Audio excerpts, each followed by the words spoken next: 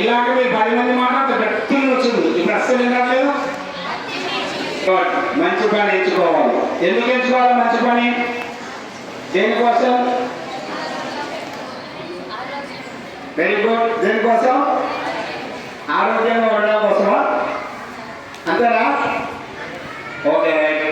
ఎందుకు అంటే ఎప్పుడైనా సమాజంలో కావచ్చు, లేదా మన వ్యక్తిగత విషయాల్లో కావచ్చు, లేదా దేనికోసమైనా కావచ్చు, ధర్మంగా, న్యాయంగా మరియు రీజనబుల్గా మరియు రూల్స్ ప్రకారం సపోజ్ ఒక గేమ్ ఆడుతున్నాడు కాబట్టి ఆడేటప్పుడు రూల్స్ తెలిసి రూల్స్ ప్రకారం ఆడితే ఏమవుతుంది? ఎస్, విన్నింగ్ ఛాన్సెస్ ఎక్కువ ఉంటాయి. అదే ఇతర రూల్స్ అయితే ఏం చేస్తాడు? ఎంపైర్ అవుట్ ఇస్తాడు. అట్నే మన జీవితాన్ని కూడా రూల్స్ అండ్ రెగ్యులేషన్స్ ఫాలో అవుతూ మరియు మనకున్న ఆచారాన్ని కూడా పాటిస్తూ మనం ఫాలో అయితే జీవితం అనేది చాలా మంచిగా ఉజ్వలంగా ఉంటుంది. అందుకే మనకేం అవసరం? మనిషికి పొద్దున్నే లేసి ఏం చేస్తాం?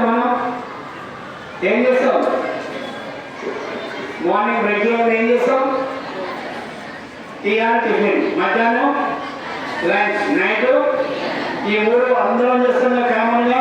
ఈ ఎవరైనా కూడా చిన్న పిల్లలు, అభము శుభం తెలియని వాళ్ళు, అంటే మీకు మంచి చెడు కూడా ఇక తెలియని వయసులో ఉన్నారు. ఇప్పుడు మీరు దేనికి అటెక్ట్ అవుతారు. మీరందరూ కూడా మంచిగా పోయిననుకో మీ జీవితం అంతా కూడా మంచి మార్గాల్లో నడుస్తారు. అదే మీరు చెడు మార్గాలు ఇచ్చుకున్ననుకో మీ జీవితం అంతా కూడా చెడు మార్గాల్లో పోతారు. కాబట్టి మీరందరూ కూడా ఎట్టి పరిస్థితుల్లో కూడా డ్రగ్స్ అనే వాటిని ఎప్పుడు కూడా టచ్ చేయకూడదు. దీంట్లో ముఖ్యంగా ఎందుకు చెప్తున్నామంటే మీరు ఇక్కడ స్కూల్లో ఉన్నారు. ఈ స్కూల్లో ఇక్కడ మీరేంటి, మీరు ఎట్లుంటారు ఏందనేది ఇక్కడ ఉన్న మేడం కానీ, సార్లో కానీ, మీ అమ్మలో కానీ అందరూ తెలుస్తుంది. ఎందుకంటే 10th క్లాస్ వరకు అందరం కూడా తల్లిదండ్రుల పర్యవేక్షణలో మ్యాక్సిమం ఉంటాం. ఇంటర్మీడియట్ డిగ్రీ చదివిన తర్వాత ఏమవుతుందంటే మీకు కొత్త స్నేహితులు